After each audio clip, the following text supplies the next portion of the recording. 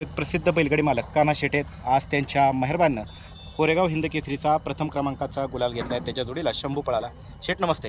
नमस्ते. काय सांगाल आजचा आनंद कसा आहे?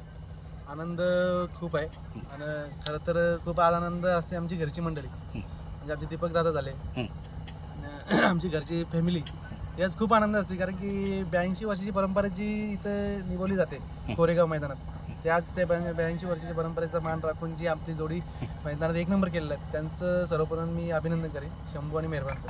का त्यांनी आम्हाला या क्षणापर्यंत आणलेलं आहे की आज चर्चेचा विषय ठरलेला आहे, आज मालक चर्चेत झालेलं आहे. आकाश भाऊंच्या विषयी काय सांगाल? आकाश भाऊंच्या विषयी आज बोलेल तेवढं कमी आहे, कारण की खरं मेन तर आज अक्षरशः विश्वास त्यांनी दाखवलेला आहे मेहरबानबद्दल. कारण की एवढं बॅकफुटला आम्ही होतो मेहरबानबद्दल. आज कुठल्याही प्रकारचा म्हणजे निस्वार्थपणा दाखवला आणि मन मोकलेपणा त्यांनी एका क्षणात मला दुपारी 12:30ला आणि मी एका क्षणात त्यांना हो बोललो. कसा त्यांनी फोन केला काय केला हे जाणून नाही, पण त्यांनी जी सुचवली बुद्धिमत्ता त्या बुद्धिमत्ता मन जुनून आली एका शब्दात, आणि आज ती मन जुनून आल्यानंतर परिणाम आज तुम्ही बघितला जातो. आकाश भाऊंचा जबरदस्त असा सुपर लक चालू आहे का? आणि आज त्यांचा लक म्हणजे सुपर लक म्हणजे सुपर डुपर लक चालू आहे, कारण की आज त्यांनी एक नंबर करून आज त्यांची शंभूने हॅट्रिक मारलेली आहे. आज म्हणजे ती पण नावाजलेली मैदानं, अशी का नामांकित मैदानं. पहिला एक आमच्या मुंबईमध्ये थार, दुसरा 3 लाखाचा मोठे बक्षीस मान, आणि तिसरा तो आज 82 वर्षी परंपरा हिंद केसरी मैदान कोरेगाव. आणि तिन्ही पण 3 फेऱ्याचे, तिन्ही पण 3 फेऱ्याचे मैदान आणि तिन्ही पण एक नंबर केले. दादा सकाळी ज्यावेळेस बाईट घेतलेली त्यावेळेस पूर्ण चेहऱ्यावरती कॉन्फिडन्स दिसत होता की आज काही ना काहीतरी जोडी करणार, आणि तुम्ही बोललेलंच ही जोडी आज राहणार 100% राहणार. कॉन्फिडन्स असा होता, कारण की भाऊ 2 मैदान जो बैल मोठमोठ्या मैदानात एक नंबर करतोय, आज त्या बैलाचा पायरा आपल्या घालत आहे, तर कुणालाही कुठल्या बैलवरला कॉन्फिडन्स ह्या 100% राहण्याची गरज आहेच. कारण की त्या क्षणी कसं असतं का आपलाच बैल पळायला पाहिजे, तो बैल काय एक नंबर ओढून करणार. दादा सगळ्यांच्या बोलण्यातनं असं येतं की तुमचा खूप गरीब स्वभाव आहे, त्याचबरोबर मेहरबान पण खूप पाठीमागे राहतो, खूप सुंदर पळतो, खूप त्याचं आहे, पण ट्रेंडिंगला काय येत नाही. म्हणजे काय विषय असेल? आई चर्चा आणि ते कालवा करून आम्हाला जमत नाही. कसं आहे ते गर्दी करणं, परत मागं पब्लिक म्हणजे जे फॅन्स आहेत ते येतीलच, त्यांना कोण थांबू शकत नाही. पण ते कशासाठी? बैलगाडी क्षेत्र आहे. आज तुम्ही हिरो आहे तर मी हिरो आहे, उद्या मी हिरो होणार आहे. आज गरीबाचा बैल पण एक नंबरला जाणार आहे. आम्ही पण गरीबच आहोत, आम्ही पण जे शून्यातनं वरती आलेलो आहेत, त्याच्यामुळं जी कदर आहे आम्हाला शून्यातनं वरती आलेली त्याची कदर आम्ही विसरत नाही. कुणाला अजून कुठल्याही प्रकारचं हाडतोड आम्ही कधी गेलं नाही.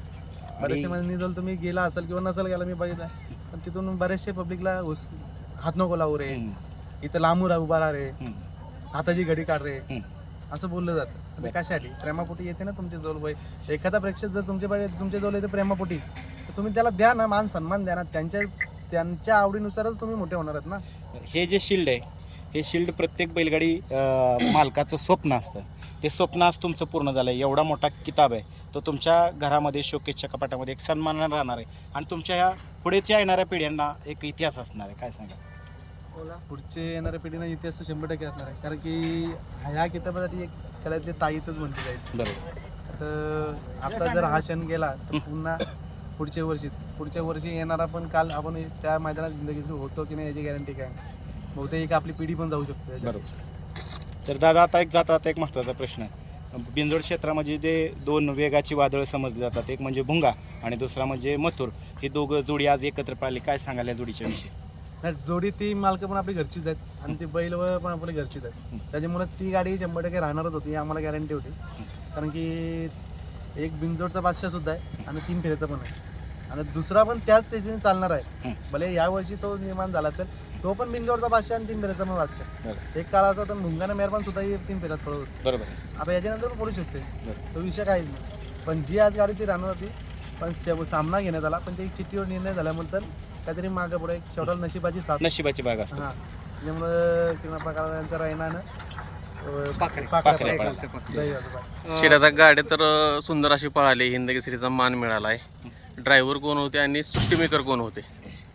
ड्रायव्हर बघायला तर आम्ही बघा, तुम्ही भुंगाच्या आणि मथुरच्या गाडीवर तो ड्रायव्हर तोच आमच्या गाडीवर होता गट्टू फायनलपर्यंत. आणि सुट्टी वगैरे आमचे आबा तांबले आणि सागर काळभोर हे आमच्या नेहमी सोबत असतात, आणि यांच्या जीवावर जो आम्ही एसएमचा तागा त्यांच्या हातात देतो, एकदम असं निस्वार्थपणा बैलाची सुट्टी म्हणजे कुठल्याही प्रकारचा बैलाबद्दल स्वार्थ आणि कुठल्याही बैलाची न पाहिजे डोळे टाकून विश्वास ठेवा यांच्या दोघांवर यश प्राप्त होते. कुणाल दादांनी गाडी कशी चालवली आज? कुणाल दादाबद्दल काय आता सध्या तुम्हाला बोलायला तेवढं तर कमीच आहे. मैदानात जो बैल म्हणजे आता त्याच्या हातावर बघा पालवणार आणि दुसऱ्याच्या हातावर बघा मुंबईचा A1 टॉपचा ड्रायव्हर आहे आता. चालतंय शेट दादा. आता सागर ज्या पद्धतीनं सुट्टी करतो एक कुठंतरी त्याच्याकडे एक ती कला आहे आणि सुट्टी करणं म्हणजे एक तुम्हाला माहिती असेल एक क्षणिक क्षण असतो म्हणजे सेकंदाचा खेळ असतो तो सागर कुठंतरी निभवत असतो. काय सांगाल सागरविषयी? सुट्टी मेकर होणं गाव काम नाही भाऊ. मी पण एक पहिला सुट्टी मेकरच होतो आणि त्याच्यामुळे कसं ते एक पापणी झालक्याचं काम असतं म्हणजे पापणी म्हणजे मिटणे एवढाच क्षण असतं. ती चुकली नजर चुकली विषय संपला आपला तिथे. दादा सुट्टी मेकर ते गाडा मालक आणि हिंद केसरी गाडा मालक हा प्रवास कसा आहे? सुट्टी मेकर ते गाडा मालक आणि हिंदकेसरी गाडा मालक हा खूप कष्टाचा आहे पण फरक एवढाच आहे का नशिबाची साथ असल्यामुळे लवकर प्राप्त होत गेला. चालते तुमचं अभिनंदन. असंच काय मेहरबान मोठ्या मोठ्या मैदानांमध्ये गुलालात राहू. धन्यवाद दादा. धन्यवाद.